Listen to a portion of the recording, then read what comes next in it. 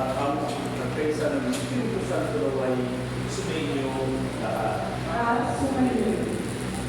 Mga kapatid, aminin natin ating mga kasalanan upang tayo maging marapat-malala sa banal na pagdiriwang. Pinaamin ko sa makapangyarihang Diyos at sa inyo mga kapatid na lumang nagkasala sa isip, sa salita, sa gawa, at sa aking mga pagkukulang.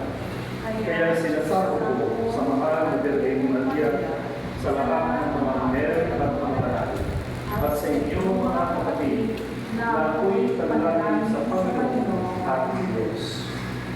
Kawalan tayo ng makapangyarihang Diyos, patawarin tayo sa ating mga kasalanan, at pagpabayan tayo sa buhay na walang hanggan. Amen. Panginoon, kawaan mo kami. Panginoon, kaawaan mo kami. Kristo, kawaan mo kami. Kristo, kaawaan mo kami.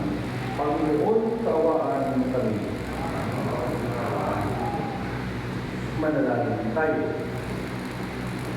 Ama namin ng kapangyarihan, ginawa ko kami mga bagong ilikha sa pamamagitan ng iyong bugtong na anak.